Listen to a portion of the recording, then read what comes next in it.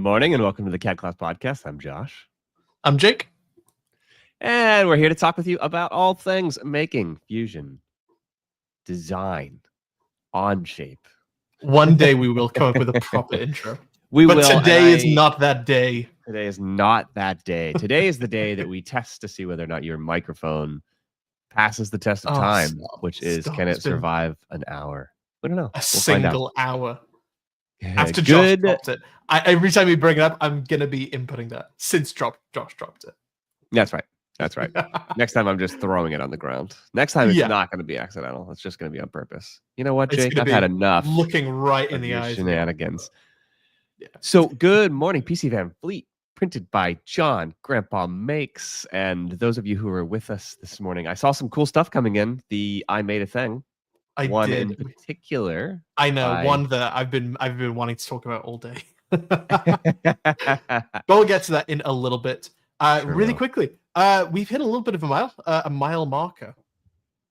We passed 1,500 people on our Discord community, and it's a little mind-blowing. I know it's not massive compared to like other Discord communities, but the idea of having like 1,500 people in a single room offering help to other people and all just kind of going, look what I made, look all this stuff that I showed off. It's just, it makes me really, really happy. It fills me with a pretty good sense of pride as well. Because when we started off, the Discord community was just something Josh recommended, like, yeah, maybe we should do it. Let's put it on and see if anything comes from it. And it's been one of the best sources of loveliness and wholesomeness in this whole community. Thanks to you guys. Yeah. Thanks to you guys. I think over the course of how many years have we had the Discord open? That's about 3 years ago. I want to say that we opened that. It's been a year.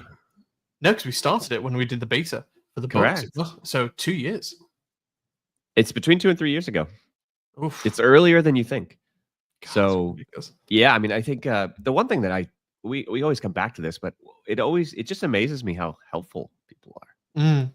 Right? This isn't because part of the reason that we built this community is we wanted people that gave advice that wasn't pretentious or it was direct. It wasn't pretentious. We really wanted to facilitate that community vibe. Yeah. And I think I love your thought experiment of if you imagine 1,500 people in a room, that's a lot of people.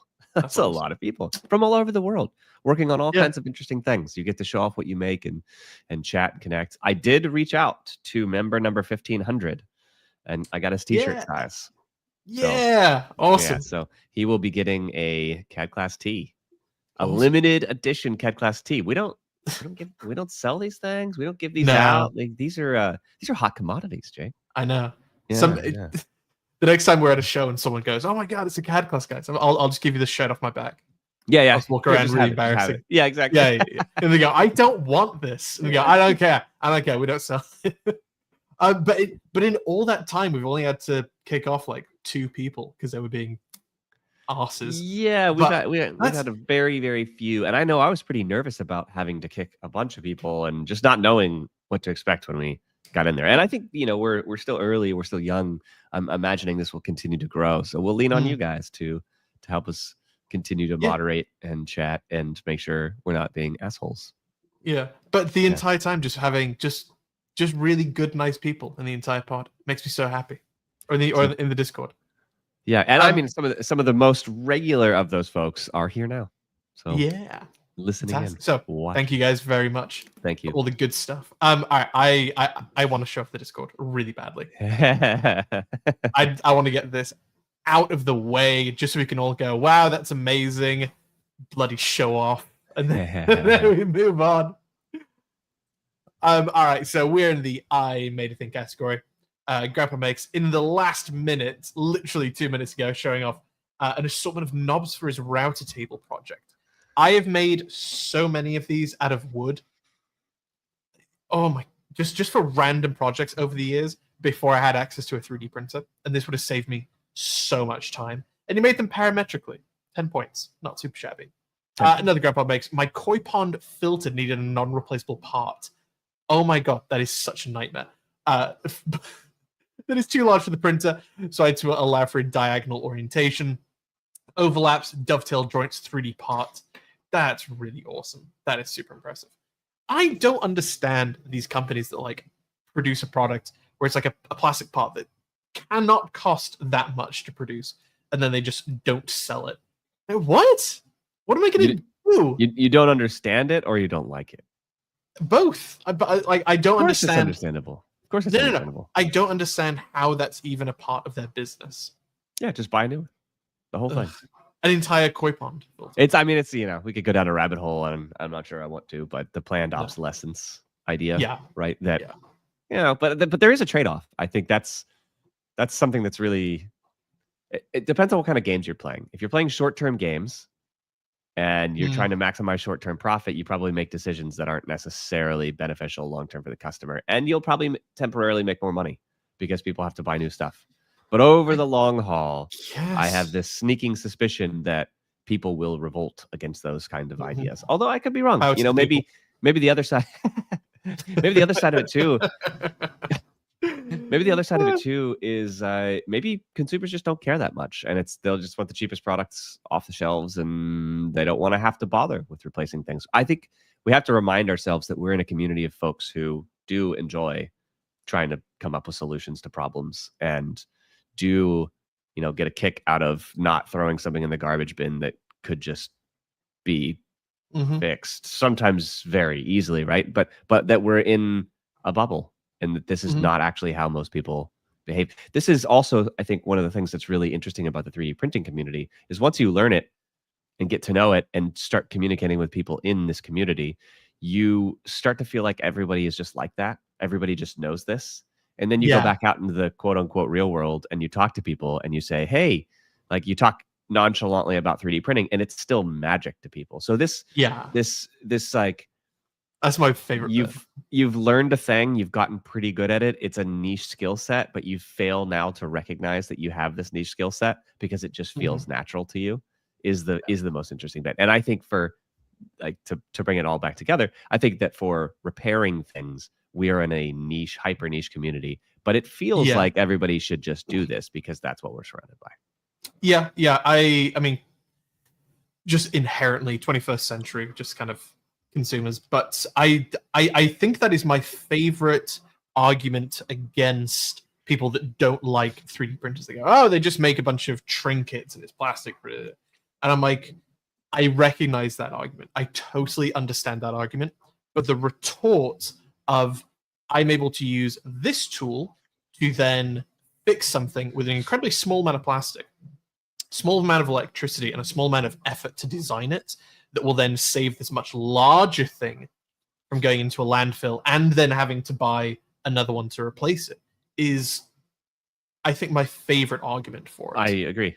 I think you can extrapolate that with the entire environmentalism idea, right? It's like there's always trade-offs.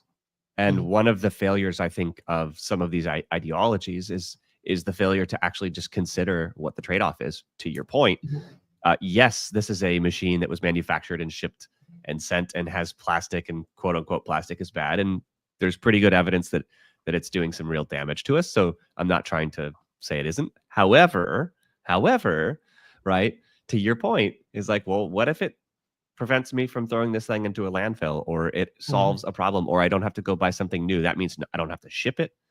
I don't have to spend the energy to buy it on my computer. All these side quests. So yes, is it the most environmentally friendly product ever? Hard question to answer. Probably not if you just look at it optically, but maybe if you think about it as a tool that can solve many, many, many problems. The problem is, I remember reading about this, like, it's the paradox of weighing environmentalism between two factors, and it's like it's practically impossible because it's like, oh, if I buy this product, well, it's plastic. Okay, all the petroleum chemicals that had to go into it, and then we had to mine that, and then the mold is made of steel, and you had to use a huge amount of electricity to then melt that steel. Oh, and then it was mined. Or we took that resources out. Well, you need to have a gigantic truck that uses petrol some rocks to do that. And chopped them and up then and moved them around. And then to make that massive truck that hauls it, that had to use a tremendous amount of steel, and that used, and it's like it's a never-ending awful system, and it's completely impossible to calculate it. But I do think, from observing the at least our community's culture around 3D printing, I think, on the positive side of putting out, if not helpful things, art into the world, which I think is a good thing. Yeah. I don't see too many people putting out trash and crap with our 3D printers. No, I don't think so. Yeah, I don't think so. Yeah, and I think, that's just the environmental argument is one, but also it's not even the biggest reason. It's like we need human creativity. We need people to solve problems. It's one of the most powerful problem-solving machines ever invented. So why not? Yeah. Why not? And here we are drinking the Kool-Aid. So welcome I know. Exactly. The CADclass Kool-Aid drinking podcast, where we tell you how unbelievably environmentally conscious and righteous we are. Look at how good we are. Whoa. What the hell is a mirror anyway? Okay, let's show off some more stuff. Let's show some more stuff. You didn't even get to the stuff, and I started rambling. I didn't. Printed by John. I've worked on a lot of business stuff recently. Love that. So I decided to take a little break and make this sword. I really like it. I did not design this one because the designer had already added all the features in the 3D printing part I would like. Okay. Making this as a side project is so kick-ass. So rad. That is so unbelievably... Oh my god. Printed by John. How do we collaborate on a video with this? I want a CADclass video of this. So I'm throwing it out there into the universe. We've wanted to work with you for a long time. I would love some short form content or something. Yeah. There's something here. I am just blown away. His ability to just do like, this little side project, little side gig is like so. I love that. I love that so much because, dude, how many times have we like started huge big projects and then we just need to do a little side projects just to kind of like keep the juices flowing? And those are the most fun things I've ever done. Like, I need to design this really complicated part on a laser cutter, and then, oh gosh, I need to figure this out. I need to make the little test, little jig, and I make the coolest things. Little side journeys are I think some of my favorite times of my making life. They're always the most fun. Yeah, because you're doing it for you. Yeah, you're doing it for you. Yeah, I think, and that's something important to consider about hobbies as well. I think you and I used to talk about this quite a bit. I love woodworking. You love woodworking.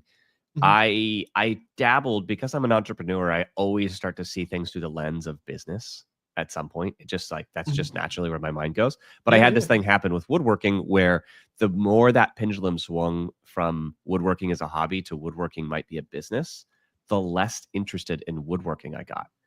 And it kind of kind of diminished that whole I just enjoy working with this material and getting to know it. I mean, as cheesy as that sounds, right? Like really getting to understand how this works. And then the moment it starts, the pendulum changes from that was a hobby and fun and interesting to I'm going to turn this into a business. I'm not interested in it anymore. So I think it's important to keep those hobbies. I think it's important to keep, like, if you're in 3D printing, if you're learning CAD because it's a hobby and you wanted to just play around with things and like you get your kicks from that, you might keep it that way. There's an argument to be made to not transition it to a business, but that's advice that I think I myself would have a hard time accepting because business. Yeah, I'll have a little funky retort to that as the discussion portion of our hour, and it is the reason that I like 3D printing, or the reason that I like incorporating 3D printer as a tool in a business, and I'm totally comfortable with it over a woodworking side, is that it is making all the mistakes. Everything that I create in CAD is geometrically perfect. Everything that I make in real life with wood is never geometrically perfect. Like it is in this inherent pressure almost anytime I'm designing something, wood, metal, ceramics, plastic, it doesn't really matter. If I'm the one making it, there's a part of me that hates it. Like, for example, I've done, good lord, how many hundreds of bowls and vases that I've turned on a wood lathe, and as soon as I'm done, I hate it because I will notice all the imperfections in it. So I'll give it to someone, and they'll go, "Oh my god, this is beautiful! Look at the color of the wood; it's so smooth. so symmetric. Oh my god, it's wonderful. And I can only notice, oh, there's a scratch there, there's a gouge there, there's a small gap there, and it completely ruins it for me. So anything that I make ever, I try and give away to people. I don't ever want what I make. So PC Van Fleet says, oh, sorry, go ahead. I'm the exact same. So many people told me you should make a business out of that, and then I'm not interested anymore. Yeah. I make something, and I am very happy to give it away to someone else that likes it.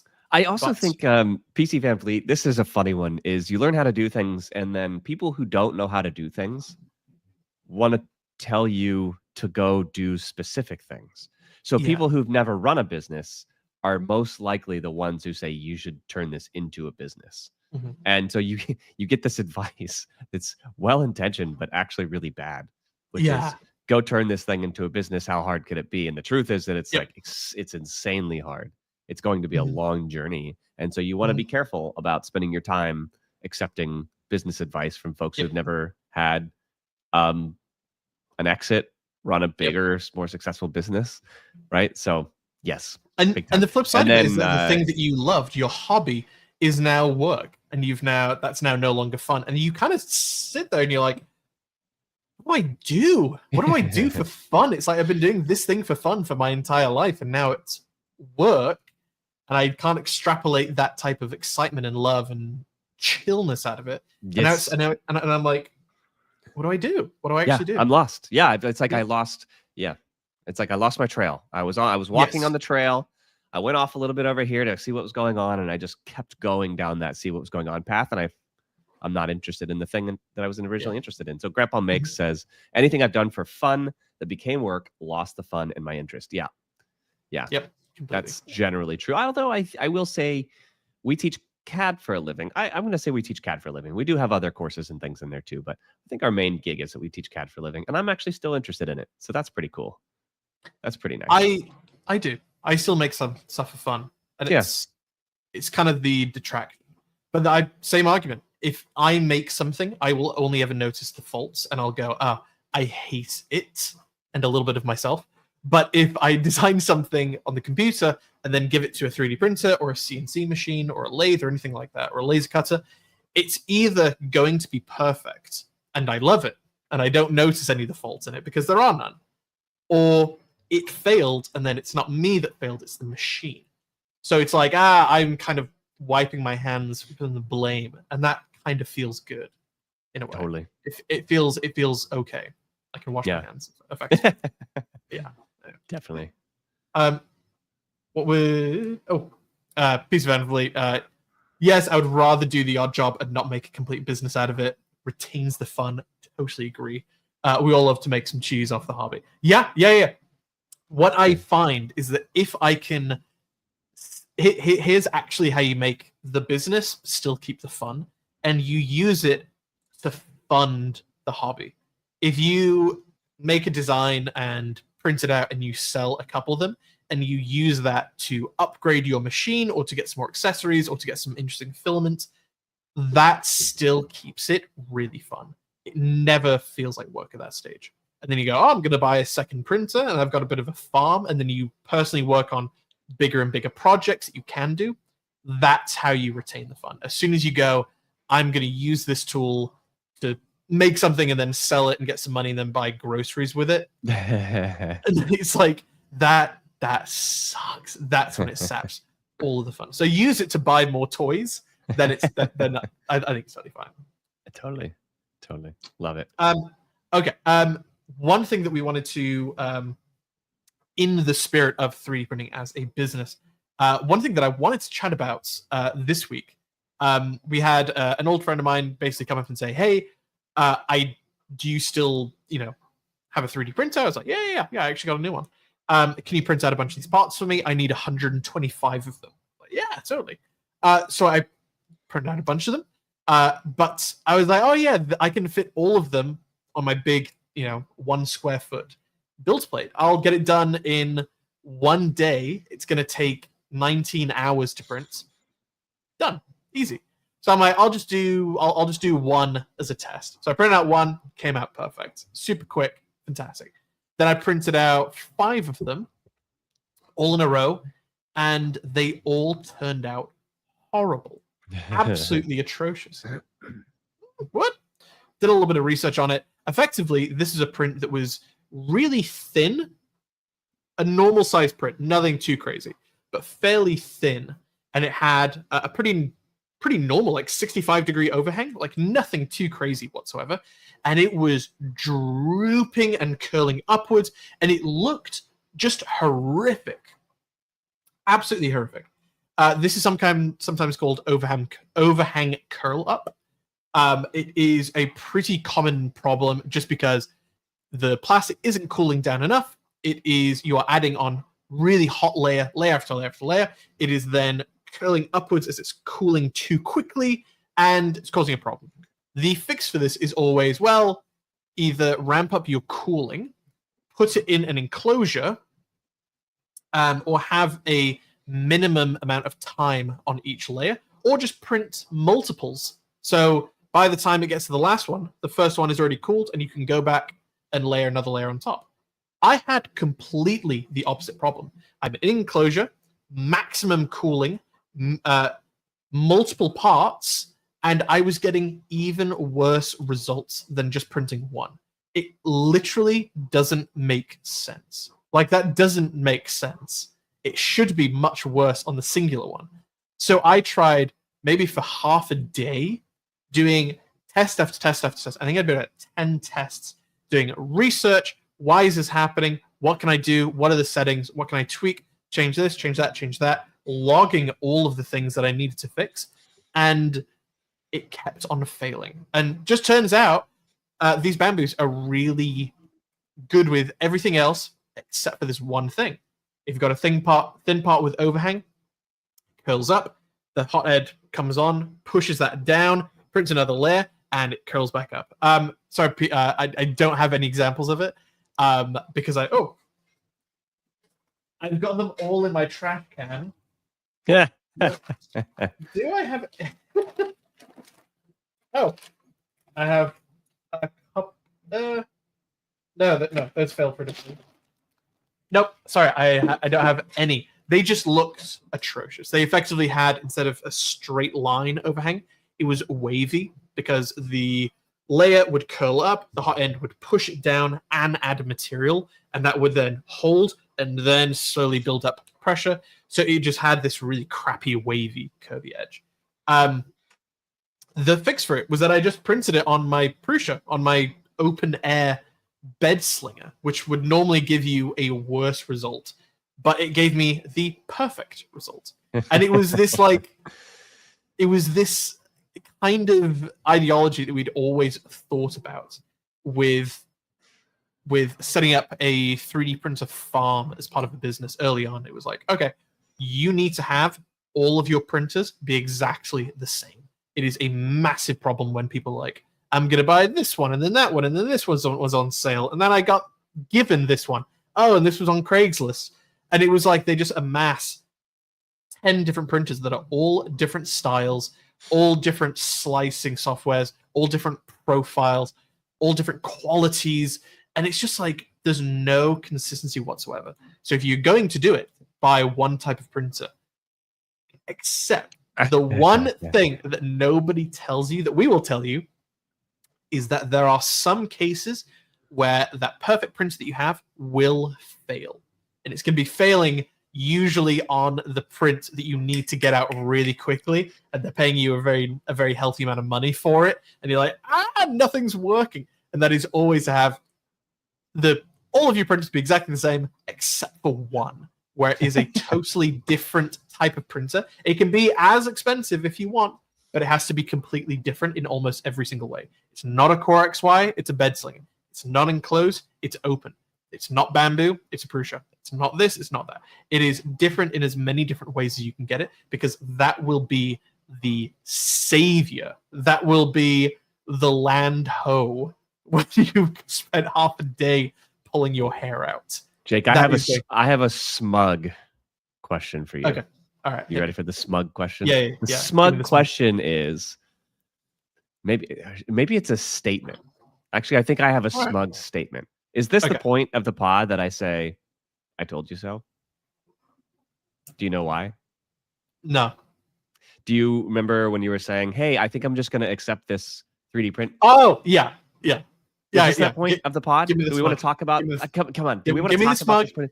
Okay. Just give me the Smug, smug. smug incoming. So smug incoming. Here's the deal. So Jake calls me. This was earlier this week, or maybe that was last week, right? And says, "Hey, this guy that we used to work with a lot wants to make some of these parts. Easy peasy. They're very straightforward parts. It's not going to take us any time at all. It's not going to detract from anything that we're doing. Prints are going automatically. I like taking these kinds of jobs." And Jake, what was my question, or what did I say? You said something along the lines of, "We're very busy, Jake. Don't do it." I then responded with, "It's a machine. It does it for you." You then responded with, "It's going to take up more time than you think." I said, "No, well." No. And I said, "I'm going to come back to you and remind you after the fact that it took you more time than you think it did." Yeah. Simply as so things take more time than we imagine. Smug incoming. I don't know how many times we've learned that lesson, Jake, but it must have been dozens. I am retorting.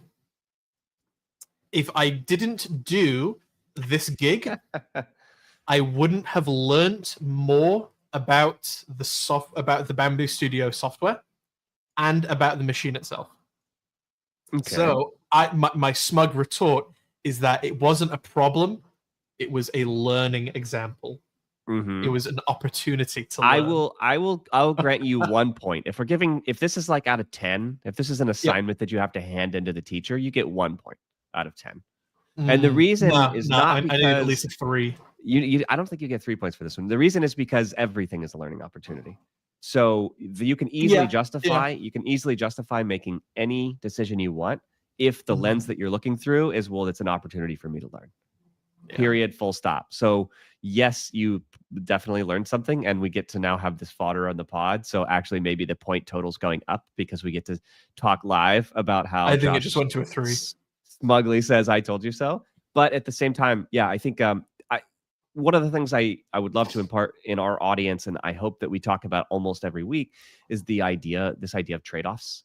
That nothing that we do inside of CADclass and nothing that you're going to do in your own careers and lives is going to be a decision that you make in a vacuum. The decision is always going to be made in the context of other decisions. So the question isn't really, do we have enough time to print this, or is this it, right? The question is, what else could we and should we be doing so that we provide the maximum value to you guys, our audience? And if it turns out after weighing all of those options where you've really thought through the ways that we provide value and the most important thing that we need to be doing, if you've thought through all of those options and your conclusion is, I need to make these parts because XYZ and it matters for all of the reasons that you articulated, then I think you proceed with the decision. And if it doesn't, then we have to collectively get better. And I hope also means the audience, but we have to collectively get better at being realistic about what those trade-offs are with our time. And we've got a big conference coming up. We've got hopefully some exciting announcements soon with things that are building and growing and getting really interesting and fun. So all of that is to say, I'm not mad about you spending a little bit of time on it. It doesn't really bother me too much, but it is a nice little reminder that decisions are not to be made in a vacuum. I would say there is a monetary side to that argument. If we were getting paid 10 times as much that we did on that deal, and that was kind of buddy deals as well. If we were paying 10 times as much, then that half a day, I'll take that deal every single day. Oh, we ran into a problem. That falls into the S word happens. with things. It just that kind of happens. But yeah, no, I totally agree. Yeah. Speaking of sometimes when things go wrong and you go, no, that was actually my fault. I should have done something about that. To external forces, Fusion has now switched over their entire saving mechanism. Can you go ahead and pull that up, Jake? I actually want to show this live. Can you go ahead and pull Fusion open? So I can't do that because that is on. Maybe I can. Sure you can, and I'll show you where to find it. I'm going to. All right. I can also share my screen because there have been, and I'm told there will continue to be quite a few changes rolling out. But the most significant change is going to be this one that Jake is going to show off right now, which is that. So, go ahead. Yeah. So effectively, anytime you're coming into any type of your data panel, all of your saved files, they are all going to be displaying locally on your computer, obviously within the program. But as we know, Fusion is also a cloud-based software, so they are essentially saving it into 2 separate locations. So if you didn't know, if you have a Fusion account, you also have a Fusion Cloud website that effectively has all of your files on there as well, and it's just a different way to organize but share files really, really easily. You don't need to download this file onto your computer and then email it. You can just email the link to someone and they can go ahead and download it. So it's just whose efforts is being shared effectively. But essentially, at the very, very top of your screen, you may not know about, is that you have a hub. And you can open it up and go to an actual web address. So when you go into it, this is going to be showcasing all the files. It generates a random list. And this will effectively show you all of your files just in an online form. So it's exactly the same information, but it's just showcased in a different way. Does that sound about right, Josh? It does, but there's going to be a little bit more. So actually go back to Fusion really quickly. So something has changed. So 2 things happened. So one, when I was teaching my CNC class last Friday, somebody saved something and we couldn't actually find it in the data panel. So if you do you see the house icon there? Next to the next to Untitled at the top, just next to the forward undo redo, just next to undo and redo. Oh yeah, click that. This is where everything's going to be. Oh no. So all of your files are going to be managed inside of that home icon button right here. No. And so you need to be careful when you save, because I'm not sure if this, I think they're rolling and they're having some, I don't know if they're having issues with the rollout or not, but they're transitioning the way files are saved, period. So this is going to be the new hub for where you find all those saved information. And be very careful, because if you don't see it in the data panel, chances are it is actually still there, but it's in that home icon at the top. Dear. It's not a big deal. It's not a big deal. But no. But they're saving it to 2 separate locations, effectively, right? I don't know. I think there may have been a little bit of a bug where it was not showing up in the data panel. I do think that little data panel interface thing, I'm not sure about this, but I think it might be going away in favor of this, which will be the new hub where everything is saved. And I think this interface looks more like a reasonable interface to me. I honestly think the interface looks way better than the old one. So I do think it will lead to improvements. But if you're having a hard time finding your files right now, be aware that they may actually be in that home icon, not in your data panel. Yeah. So I know that because I almost had to remake. I did a whole CAM toolpath, and we saved it, and there was a bug in Fusion. We restarted Fusion, as you have to occasionally do. Word to the wise: if you have something strange happening in Fusion and you can't figure it out, just reset Fusion. But and then we went back on and looked for it, and the project was gone. And it was like, the last time you saved this project was 2 hours ago. And I was like, no, actually, I clicked the save button just now. So that's one thing. The second thing is, I believe the versioning is changing as well. So the way, when you see V1, V2, V3, V4, I don't believe those are going to be there by default anymore. I think there's going to be the milestone thing where you can still save milestones, but they're not necessarily going to save those revisions as V1, V2, V3. And I have no idea if that's actually true or if I've imagined that to be true. But yeah, as you can see, and I don't think it's in, when you click that home icon, I don't think it's showing you the versions inside of there either. So anyways, expect some of these revisions to come out. If you can't find your files, just leave a note on the Discord. Just let us know if you're having some issues and you can't find something, or you want to do some more. Maybe we'll do some short form content or other content around these. These some fixes. Yeah, funky. Definitely. Yeah. Weird, very, very weird. Anyway, to move onwards, we want to talk about another bit of content that we're going to be producing in a little bit. Yep. It is very slow. We've been talking about it for so long, but it is coming out very, very soon. We are finally going to be producing our first Onshape book. That's going to be coming out relatively soon. Not going to be giving a timeline just yet. We'll tell you a little bit future. But this is a software, for people that don't know, Onshape is an unbelievably popular Fusion alternative.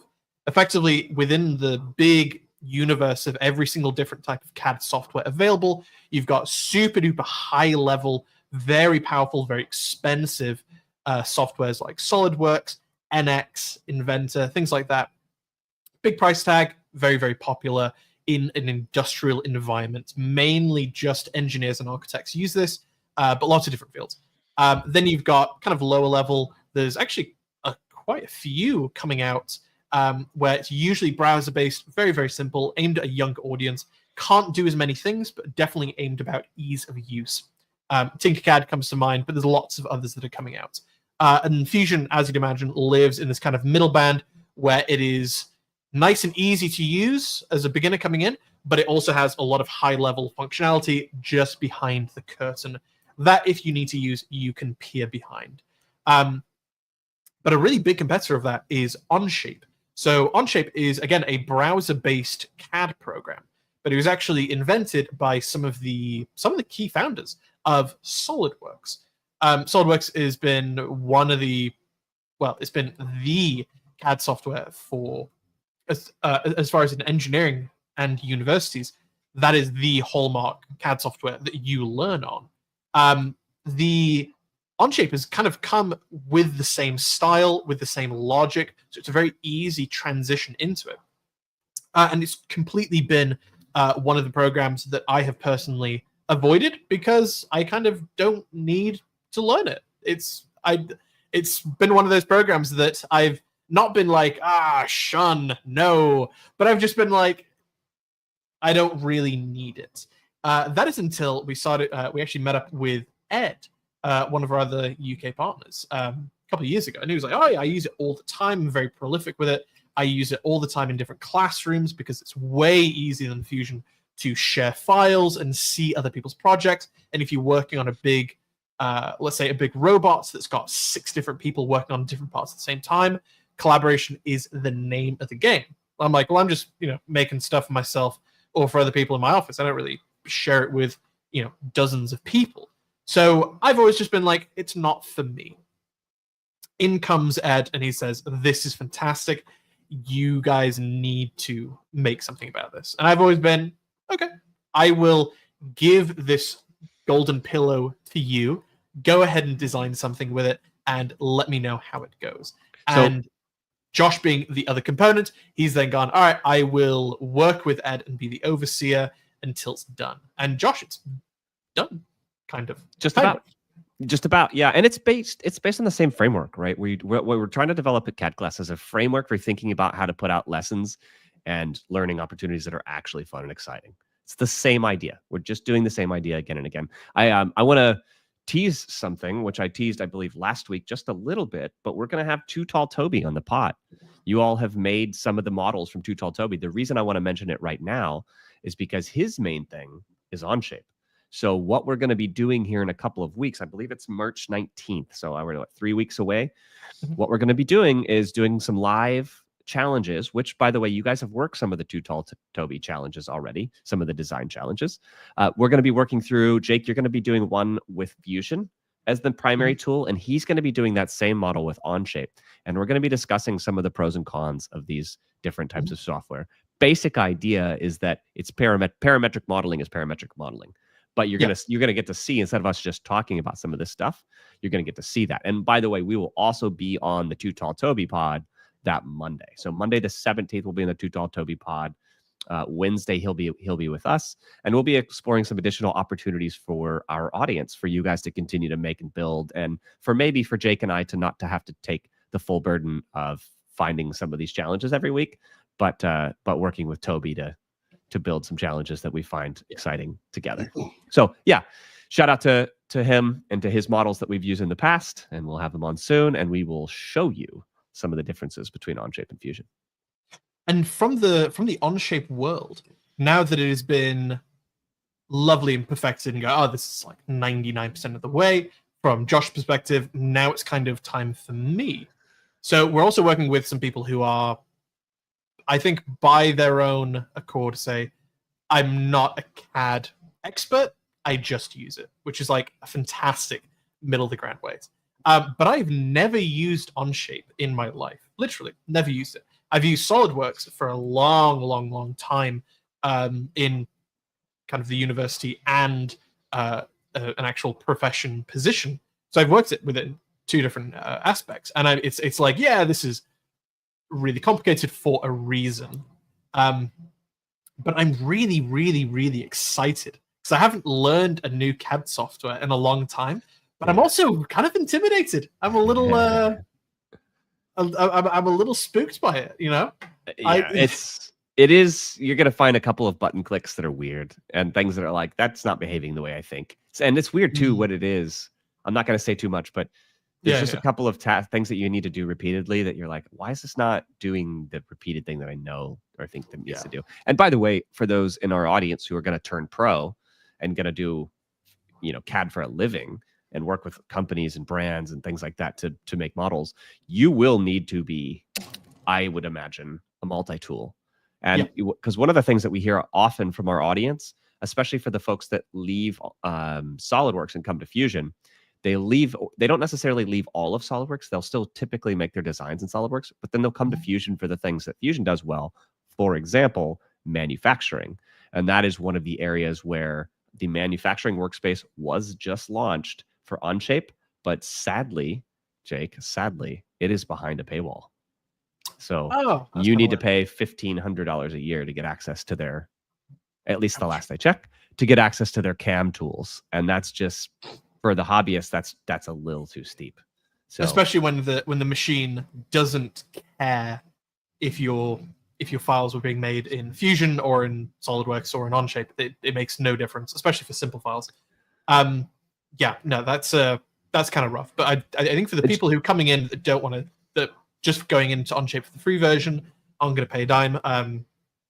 It's perfectly usable for a lot of the functionality.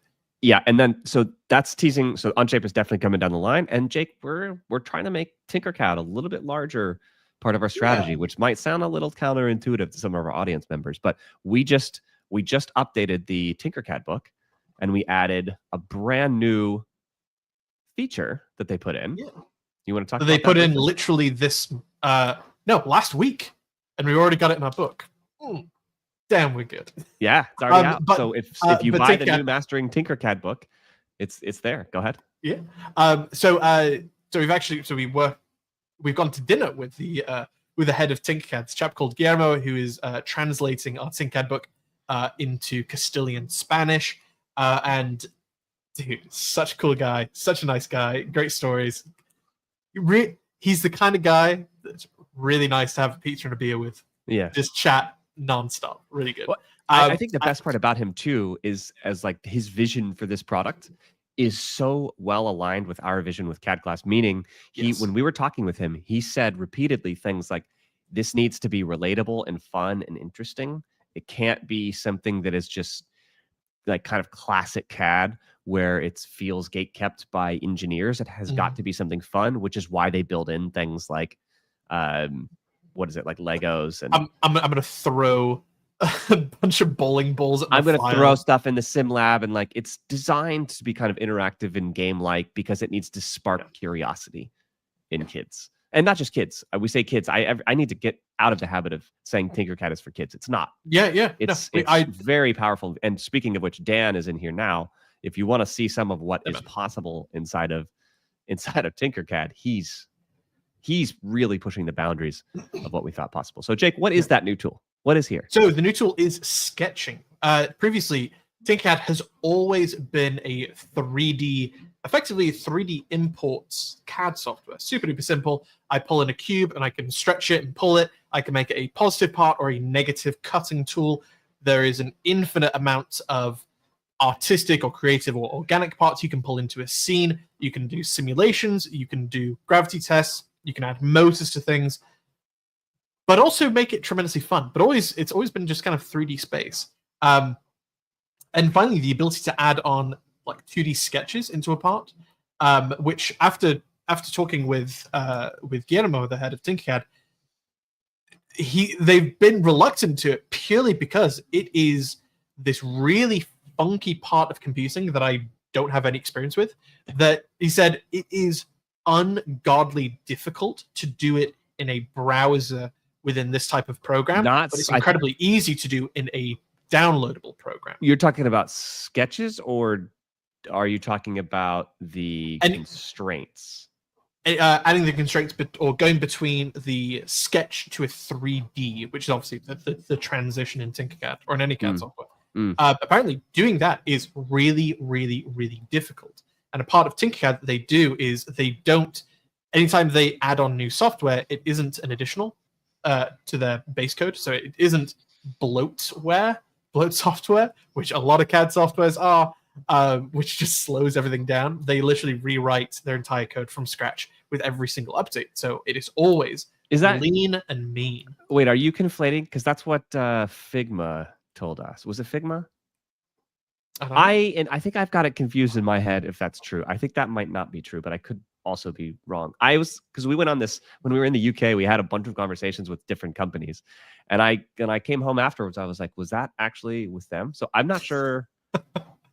I believe that's true, and I'm just gonna say it's true. Take everything we're saying with a massive grain of salt. We basically don't know what we're talking about, but it's possible some of these things were said. So I'm going to say it's completely true all the time. Anyway, that is my disclaimer here. But yeah, it is now a brand new tool as of last week, and it's now available to you guys to learn. It's really easy to use. You can pick it up very, very quickly. There's a couple of things on there that I'm like, ooh, how do I actually do this? And then going through the instructions that Ed wrote for us, like, oh, this is actually way easier than I thought it'd be. So really, really good tool. Finally glad to have it on hand. And it's now, as always, available for you guys to read about. And we will post some of those. We need to be better, I think, about posting the updates. So we will post a link to the updated PDF on the Discord. Yes. And then Dan K says, check out the share your links in Discord in the Tinkercad section if you want to see what's possible. Yeah, it's truly astounding. Just to kind of go off of what you said earlier of like Tinkercad is just for kids. The amount of people that write to us every single day that are saying, hey, this is why I'm coming into the CADclass environment. This is why I'm taking your course. This is why I'm buying your books, yada, yada, yada. A huge amount of them say, well, I'm coming from Tinkercad. I've been an engineer for 20 years and I just need to do fillets or something that's like fairly simple to do in Fusion.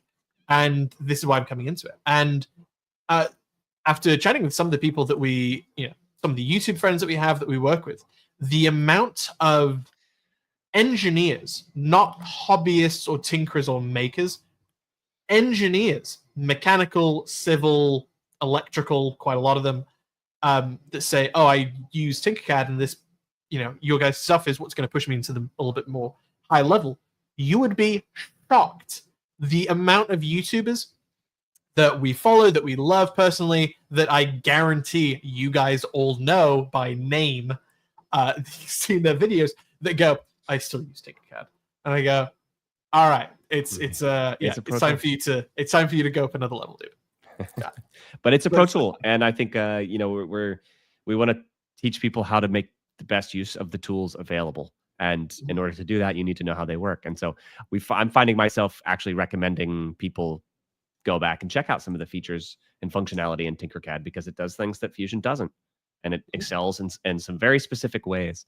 So so that's nice. Absolutely. Jake, do you want to talk briefly? I want to talk briefly about process of something a brand I've had in my mind for a very long time.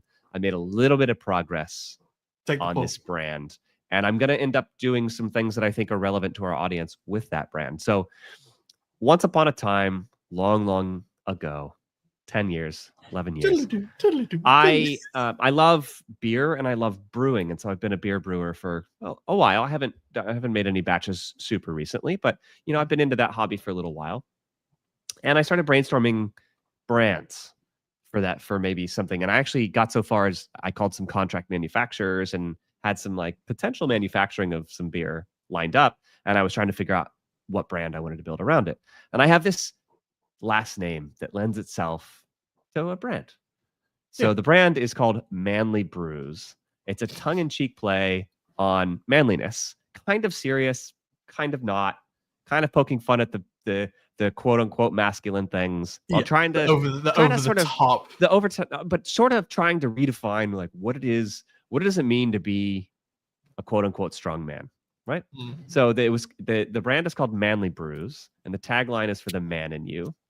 And it's just, again, it was all for beer brewing. It was all in good fun. And this past weekend, I got curious about how I could incorporate AI into starting to build some of this brand and what an actual workflow would look like to go from brand idea in my head to maybe some custom swag, not so that I can make this happen overnight, but really so that I can start to visualize it and have some fun with it and play around.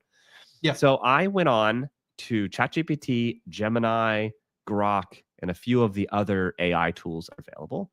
And I described this brand, and I ended up using Dolly to spit out some like early, what would this brand look like as a stamp. So what I want to be able to do is create the brand, create a stamp for this brand. And instead of beer, I'm actually finding myself making coffee for people every weekend. So instead of beer, Manly Brews for the Man in You has turned into temporarily being something that I want to put on coffee cups, because I am now giving my significant other and her colleagues coffee cups that don't have any branding on them. So I thought, how cool would it be to use AI to turn this AI into a logo that I can actually 3D print, mold, and then make a custom stamp so that I can stamp these cups and just, for the fun of it, bring this brand to life. I like it. So started with ChatGPT, generated some of those original images. One of the pitfalls of starting with something like ChatGPT is you don't actually get an editable file, right? You get a picture, which is a nice proof of concept, but it doesn't work if it's something that I want to translate into an actual object.